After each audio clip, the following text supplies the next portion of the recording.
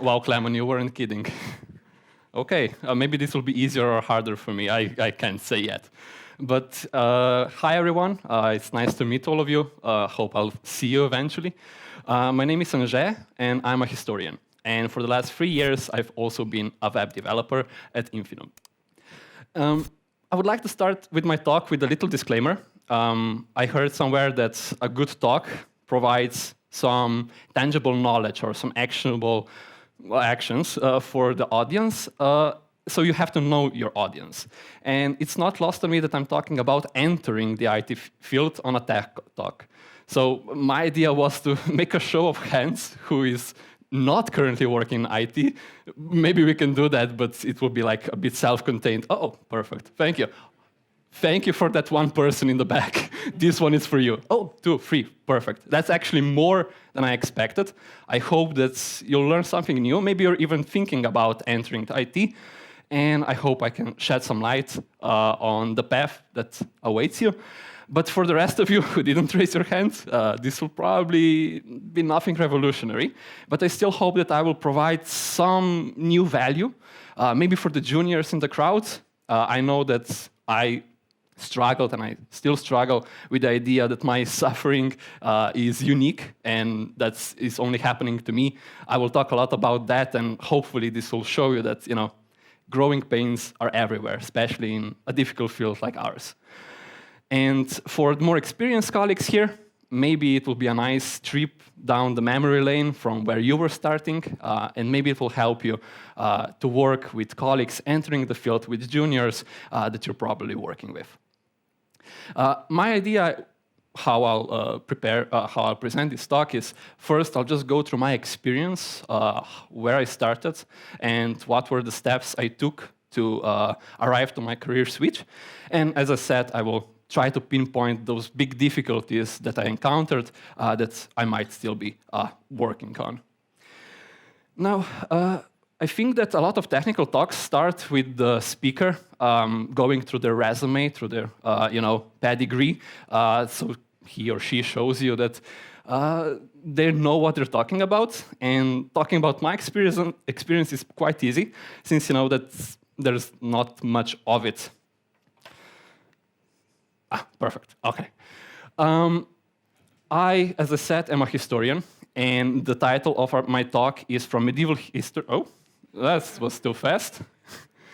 Okay, that was joke ruined, but hopefully I'll get back.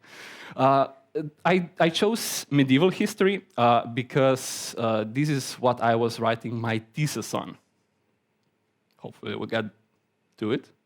Perfect. Okay, so I was writing about the myth of Venice. It was a very interesting work. I loved the research. I loved writing it. It's basically about how this foundation myth of Venetian maritime state contributed to the development of their social structure, political structure, and what impact it had on the developing countries around it. And you might be surprised, but this didn't really come up yet in my 3 years as a web developer. And neither did, of course, dressing as a Roman, as you will promptly see.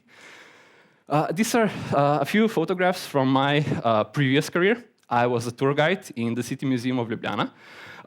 We did a lot of cosplay, apparently. These were the only images, well, one of the rare images that I found. But, we had fun. I basically entered the museum while I was already studying history. I was a tour guide in the City Museum and several different museums in Ljubljana, Plečnikova Hiša, and so on. We were catering to a really large and diverse audience, from basically kindergarten to seniors. And this was challenging work, but different kind of challenging work. I enjoyed the challenges. I met a lot of cool people, and I had fun. But deep inside, I knew that this is not really for me. I don't want to work in history or tourism for any longer. So basically, those 6 years went by pretty fast, and somewhere in the middle, I started thinking about switching my careers. But if I take a step back, I want to share to you why I chose history in the first place. If you want to know why I'm here, you need to know my beginnings. Now, probably most of you remember something similar from your elementary or high school workbooks. This is a simplified representation of feudal society and power structure, which is predominantly here in European medieval history. And this is basically the reason why I wanted to be a historian. I remember seeing, when I was a little boy, in my older sister's workbook, this image. And that's when I knew, this is what I want to do.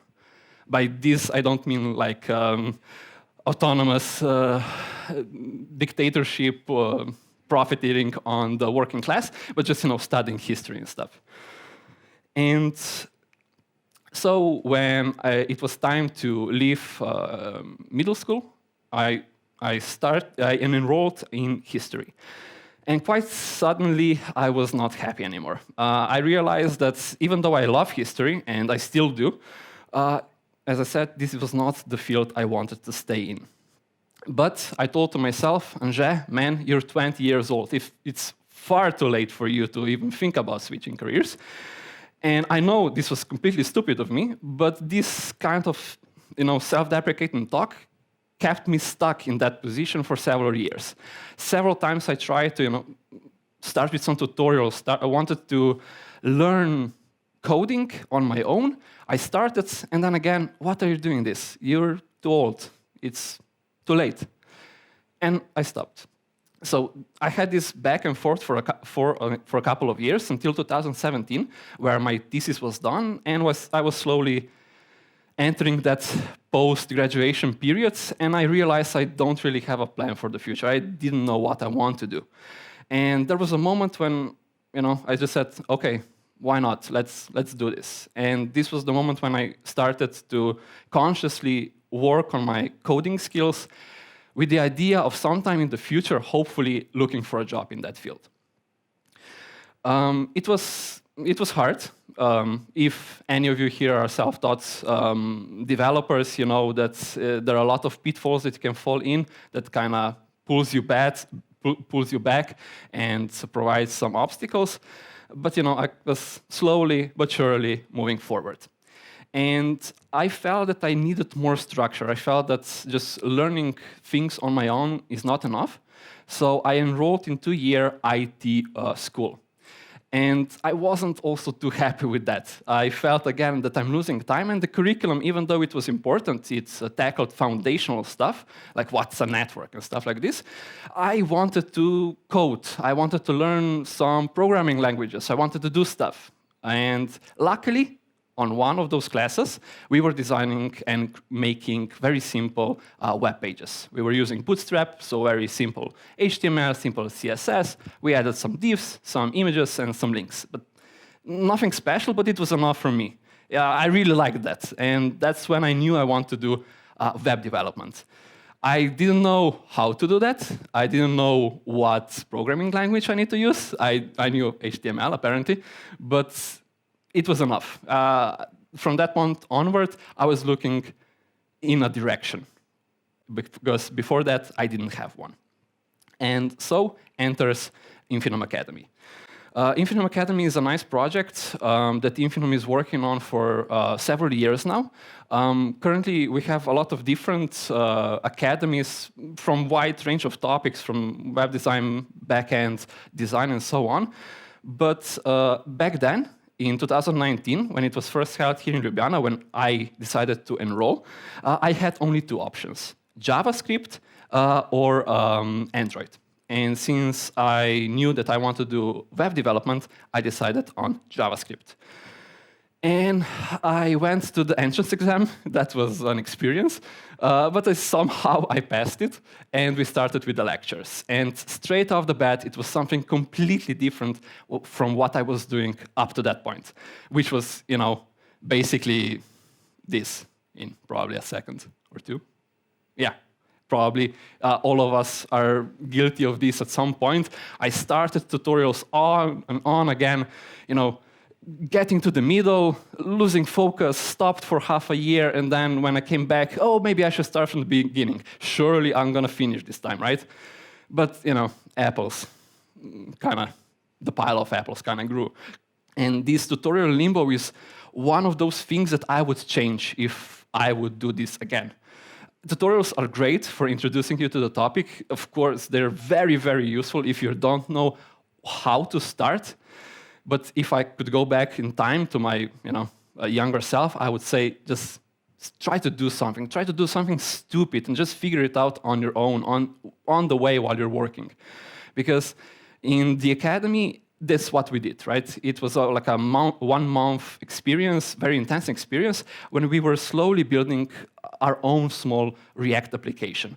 And after each lecture, you had quite extensive homework, and I struggled with that a lot. Everything was new for me. JavaScript, React, we wrote tests. I didn't even saw a test before. I remember after the first lecture, when I was looking at my first homework, trying to read a test, and then just printing it out, going to my mentor, putting it in front of him, can you please read me what this says? And then we went, line by line, and that's, how you grow. And I mentioned we were working with React, and in the end, we did like the final project, which was a simple React application. And somehow I managed to get past all of the lectures and all of the homeworks, and at the end, I graduated. It was a very big victory for me. It was hard for me. I even got a hat for it. I'm very happy with that hat. And with the graduation, I also received an invitation for an interview. After that, an offer, which I accepted. And then in February 2020, I traveled to Zagreb for my onboarding. This is my first day before I went up to the office. Finally, things started to sink in. This is actually happening. But there was still that small part of me that was thinking, what if they made a big mistake and I need to find the ride back home to Ljubljana now? But they didn't. And it was great. The teacher from the academy became my first team lead. I got a mentor. I started with my onboarding. And things started to really pick up the pace at that time. Basically, after a few weeks of onboarding, I was put on a project, started writing code, starting reviewing PRs, and it happened. I made the career switch. And from that point onwards, the struggles really began. So basically, I want to talk just like a few important ones that I think are important to me. Probably I should say at the beginning that this is not really a technical talk. This is a very subjective talk about my experience and my feelings. So these are the things that are important to me, and I feel like it's not talked enough to juniors about this, but I know that discourse, of course, exists. As a person who came into IT out of a non-technical field, so from history, figuring out what I don't know was the biggest obstacle. Because straight at the beginning, they always tell you, ask questions. And this is the best advice that you can receive. But at that point, you don't know what what questions to even ask. So this was the biggest obstacle I feel that I struggled with, and I'm still struggling with it, or trying to figure it out. My idea of how to tackle this, how I do it, is basically when I'm in conversation. When we were talking earlier with my co-speaker, who will go after me, he told me a lot of new things, a lot of words that I did not understood. But I will write them down, and I will look them up. I will ask questions to myself first, and then hopefully to somebody else who will know how to help me. So writing things down, doing some research, but it's important that it's not in-depth research, at least to me, but just like familiarizing yourself with these topics is very important to give you context when you're talking about what you're doing. And of course, I don't have to tell you, it's not an easy field, and it's a very wide-ranging field, and I think setting boundaries is a very important thing. It's very easy to get lost in this job. It's very easy to get lost in all the knowledge and information that you want to receive, and all the knowledge that is out there for you to grab. But having a good balance and knowing when to take a step back when you're tired and stressed and angry is the best move. Oftentimes, taking a rest is the best move forward with any problem. So if you manage to get boundaries right up at the beginning, that will pay out big time. And basically, which brings me to that third part, just taking the day at a time. When I was standing in front of that office, my only thought was, hopefully they won't fire me until the end of the day. And then next day, I hope they will fire me only at the end of this week, and then at the end of the onboarding, and then at the end of the trial period. And I'm still here. Just taking it step by step, like small ones, baby steps, and they add up, definitely. These kind of talks are benefiting a lot from discourse. So I would like to give you now the opportunity to ask me any questions. I will do my best to answer them. So Clement, let it roll. So, hello. Yeah. So the way we're gonna do this is a microphone, and I'm gonna ask the first question, and then ask you people to raise your hand if you want to ask questions, and I will just toss this to you. It's not gonna hurt anyone, hopefully. It's squishy. So what I wanted to ask you was, if you went back in time to the day that you decided, I'm gonna switch the career, would you do it all over again? And if yes, what would you change? Definitely yes. If I go back to that day, what I would change, maybe that. Don't get stuck with the idea that it's too late. I told myself that at age 20, and then at age 28, I only made a career switch. It's never too late. And maybe if there is only one thing you take away from this talk, it's never too late to change anything in your life, either be it career or whatever else you're unhappy with. Just do it. It's hard, it's scary, but it pays out. So no. Thanks. Yeah. So yeah, one tip I got was to speak directly in the microphone. So who's gonna ask the next question? Oh, back there. Oof. You're gonna have to help me out. Wow, nice. Oh, yes. Okay. So question is, do you know React? Oh yes, sorry. Maybe I forgot to tell you. Yes, I started with React. Okay. I worked with React for about a year, maybe, after I joined the company, and then I switched to Angular, and I'm still working in Angular. So as a beginner, taking something like React, which is big, complex, has many big words, what was the strategy for you that you could actually learn it enough that you were productive in it? I feel that that 1 month period of very intense small homeworks that added up to a small project that covered all the basic elements of React, and not only React but web development. We were beginners there. Prepared me for that. But after that, I think that the biggest step up was when I went through the documentation. At the beginning, even now, I'm still guilty of that. Sometimes I want to do things fast. I want to do them, just let's do it. And I don't read the documentation as much as I should. And when you press pause, take an hour or two, go through the documentation, you will find answers there much quicker than you would going in by force. Hopefully that answered your question. Okay, perfect. Heads up, the cube is rolling.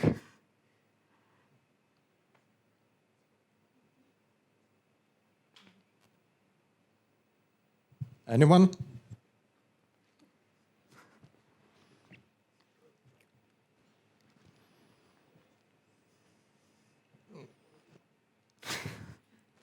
Sketch.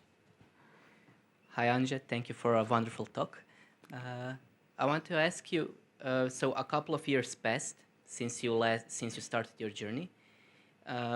Do you think now it would be easier for someone to go through the same journey or harder? Do you think web has become more complex, or has it also become easier to learn about it? That's a good question. I'm not sure if I'm qualified to answer that.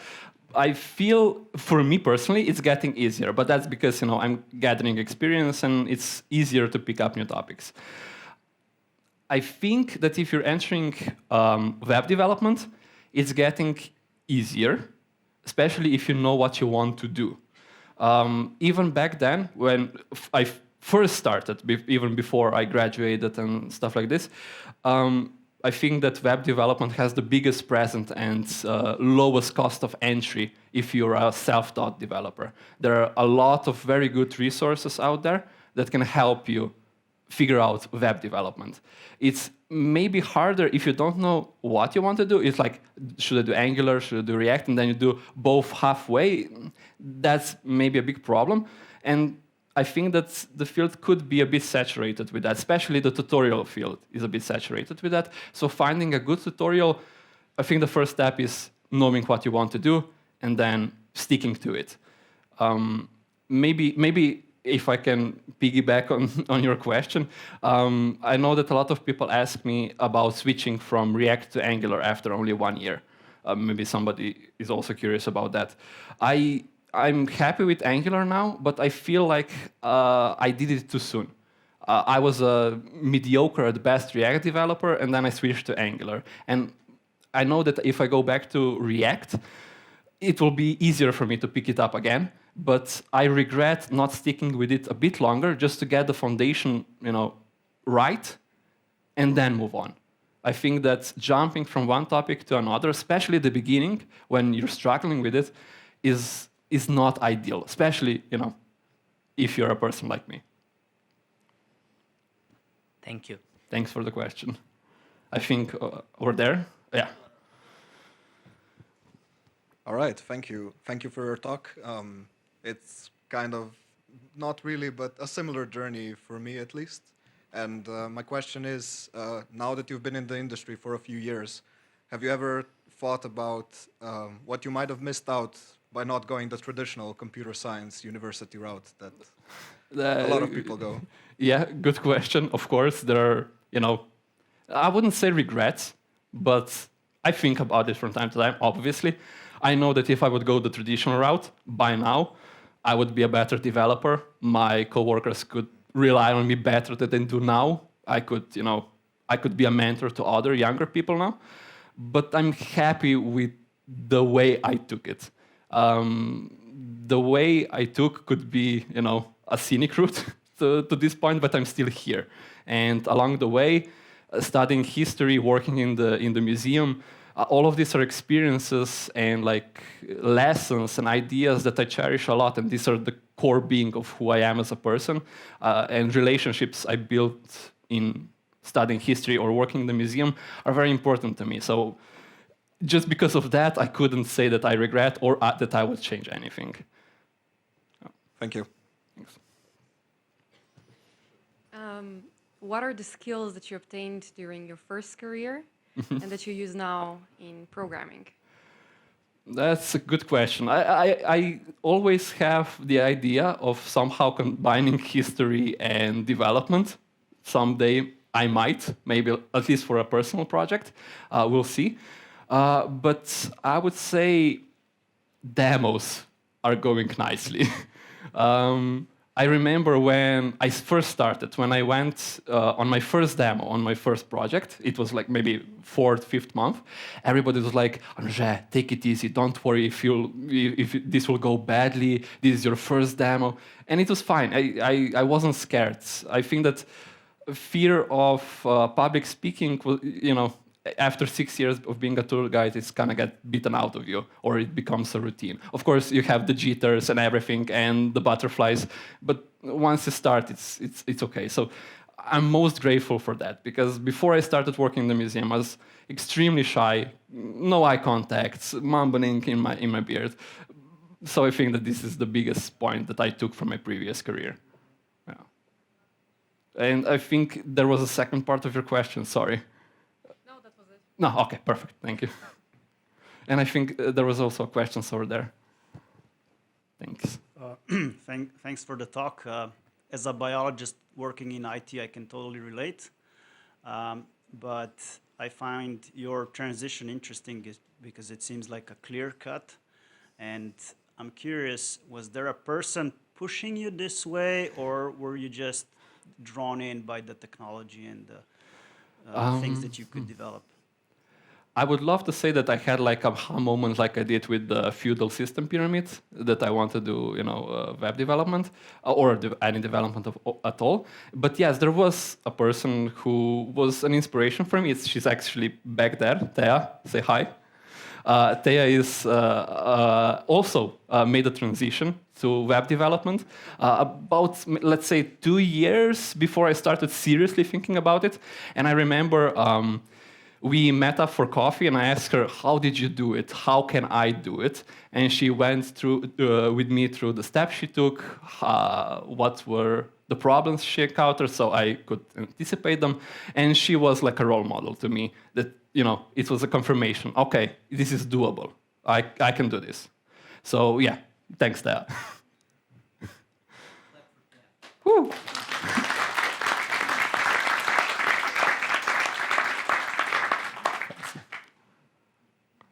Maybe any other questions? Over there. Okay, so in these past few years, I guess you experienced an intruder syndrome.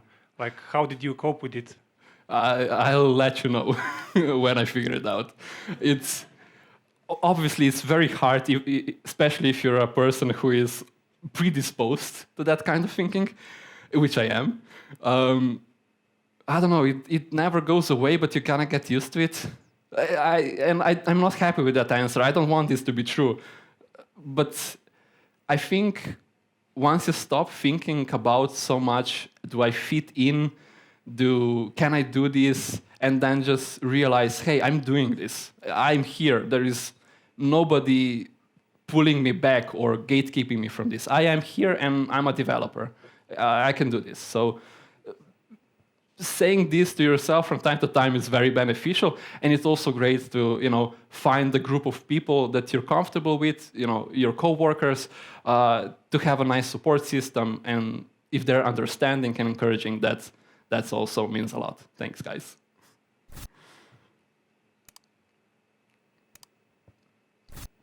Okay. Thank you so much, Anže. This Thank was you. really an insightful talk.